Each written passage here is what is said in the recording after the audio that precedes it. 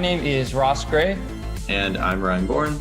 And this is the Social Skim brought to you by Cloud Campaign. Cloud Campaign is the easiest way to manage social media, save time and money with Cloud Campaign.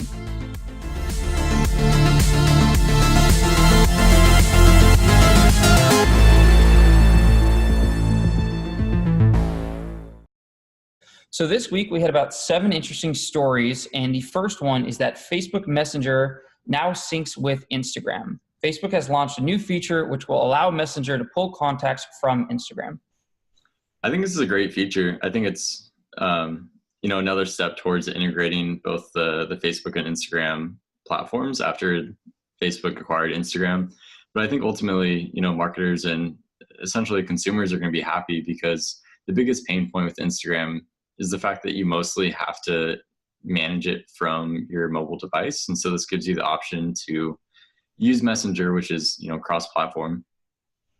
Yeah, absolutely. I mean, this seems like a no-brainer to me. It is a giant pain to try and respond to messages on Instagram. Messenger was already built for this. I'm actually curious if it's going to end up being similar to Facebook. So you remember like Facebook Chat and Messenger were kind of 2 separate entities? And the fact that you didn't have to have the Messenger app in order to send messages on Facebook, and then they made it so like for mobile you have to have it. I wonder if they're going to do something similar with Instagram and more or less deprecate native Instagram messages at some point. I mean, it's possible. I don't know why they would. They haven't released any information to that. I feel like it's already not the most robust messaging platform anyway. So I don't know how much it can take away from it. The next story is that Snapchat launches footprints. So this one is a little bit creepy. I didn't realize just how much information I am giving to Snapchat. In a statement, they said that over 90% of Snapchatters opt in to share their location, and they interact with Snapchat approximately 25 times a day.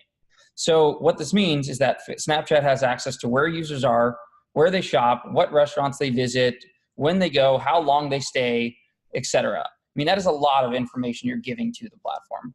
That's really creepy. It feels like there needs to be somewhat of a line, where people can give the location permission to use for filters, which I'm guessing is the main reason why people allow Snapchat to access their location, not necessarily for Snapchat to do data mining and figure out, user trends and behaviors and probably sell that data to advertisers who are trying to do local on-foot marketing for their brick and mortar. So I think it's pretty creepy, especially as a user. It's a bit concerning. Yeah, absolutely. I mean, but they're being very blunt with it. They don't seem to see the issue. In their statement, they said, for the first time in our Location Insight series, we look to understand what U.S. Snapchatters' visitation patterns could tell us about who they are. Below are some key learnings we uncover by looking at their weekly location-based behaviors in April and May. So in the article, you can see that they literally mapped out what people are doing, where they're at, where they're spending their time, where they're spending their money, all of that information. It's really interesting to go public about it. I mean, I guess, Snapchat's founder, Evan Spiegel, he's kind of openly known to be pretty blunt. And I guess this isn't too far, off course for him. But it does seem pretty strange. And I don't know, as a consumer, as a user of Snapchat, I'd be a little bit worried, it's all anonymized, so they don't know, like they're not sharing exactly who you are, I'm guessing. Yeah, that is correct. Okay. Still though, like I know even previously through Snapchat, you could see like where your friends were, if they had their location turned on, you can see like heat maps of where people were. It all gets, I don't know, it's kind of like Big Brother-esque where they're really just watching you and seeing where you are and what you're doing. It doesn't feel too easy. Yeah, I just hope their security protocols are very robust because, I mean, this information, it's a lot of information you have on a lot of different people. They have incredible information for marketers. I wonder how they're going to use it. On the article, on the picture that they posted, there's this one little line that says, Snapchatters are night owls. They're most likely to visit places in the evening compared to the morning or afternoon. I mean, they have just incredible information. Yeah, looking from that perspective, it does seem really useful for marketers if they can figure out how to leverage it.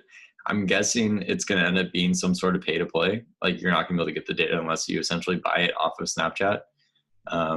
But yeah, I don't know. I mean, I guess it could be cool, especially for local businesses to figure out, the best times to like increase marketing around the area. Yeah, absolutely. So our next story is that Facebook has upgraded their Ads Manager app. So they've introduced a new suite of creative tools for the Ad Manager app that makes it easier to create content on the mobile device. They released a statement saying, these new creative tools allow you to create and edit ad images directly from the Ads Manager app, saving time and effort. That's awesome. I think they're really realizing, just how many people are on the go and using their mobile devices over desktop. And I think it's becoming increasingly more common, year over year. So I think it's cool that they're really catering to that and listening to the audience and understanding how most people are using Facebook today. Yeah, definitely. I mean, I'm very skeptical because I have a hard enough time with their desktop functionality. So I don't know how this is going to work, but they have added a new text overlay and text policy checker, an image cropper, templates, shape stickers and logos, and color filters. Very cool. Yeah, definitely excited to try this one out. Yeah. So another story is that Pinterest has launched night mode. Pinterest is really trying to move and take advantage of their mobile app, which they haven't really done so previously. I didn't personally realize how fast Pinterest is growing. But this new mode, which will change a user's feed as well as the look of their pins. Do you remember, it was like about a month ago when Apple had their conference and they were kind of releasing new features that they were trying out and that were going to be publicly available. And they talked about dark mode, which is essentially this new functionality or feature, I guess you'd call it, with the new OS that allows you to make your entire screen dark. It sounds really similar to what Pinterest is doing, but people just lost their minds over it for whatever reason. Like it just blew up. It was like #1 on Product Hunt. People were really excited about it. I almost feel like Pinterest is maybe trying to build off of that steam and try to get their own publicity and people behind it. Yeah, that's interesting. I know that Twitter has their night app as well. So this seems very similar. Right now, it's only a web app. I think they're still testing it, but I'm sure it's going to become part of their mobile app in the near future. Yeah, I'd be surprised if it wasn't, because it almost seems more applicable. Like the biggest appeal is if you're scrolling through the feed or looking at the app at night while in bed or something like that, because I think the main purpose is to help people go to sleep easier, right? I think that's what I was reading, at least for the Mac one. Yeah. I had a friend once who actually turned his screen to black and white because he realized that he would look at it less if it wasn't so colorful and appealing. Yeah, no, that's interesting. That would be interesting to see the statistics in terms of like average view time in dark mode versus the standard. So the next story in a week of creepy stories is that Facebook is now trying to target underage users and close their accounts. So this was a journalist based out of the UK who went undercover for CPL Resources, which is a company that Facebook outsources a lot of their content review to. And he got there, and what they told him is, and this is a statement, we have to have an admission that a person is underage. If not, we just like to pretend that they are blind and that we don't know what underage looks like. So they're basically saying they're not really trying to curb these underage accounts. That seems like a big concern. I mean, so with Facebook, I can't remember, it's been a while, but do you have to be 13 or older to sign up in the first place? That is correct. And so kids are signing up, but just saying that they're older, changing their birthday to lie so they can use the platform? Exactly. But, for some people, it's pretty obvious that a person is not 13 years old. When you go on Facebook, you're really exposing yourself to a huge amount of people. And I think that I assumed, along with many others, that Facebook was doing something to try and curb these underage users. Absolutely. Yeah. It seems very, very necessary, especially with like how much explicit content can be on Facebook. If they're underage and they're lying about their age, who knows what they're saying, right? They could say they're over 21 and they could be exposed to some pretty graphic content like that people end up publishing to Facebook, or, marketers are trying to push, say, tobacco or, liquor or something that you have to be 21 for. But if these kids are lying, then they might be getting exposed to this at such an early age. It seems pretty dangerous. Yeah, absolutely. So in response to the article, they vowed to take action. They released a statement which said, "We do not allow people under 13 to have a Facebook account. If someone is reported to us as being under 13, the reviewer will look at the content on their profile, text and photos to try and ascertain their age. If they believe the person is under 13, the account will be put on hold and the person will not be able to use the Facebook until they provide proof of their age. Since the Channel 4 program, which is the article I just spoke about, we've been working to update the guidance for reviewers to put a hold on any account they encounter if they have a strong indication that it is underage, even if the report was for something else."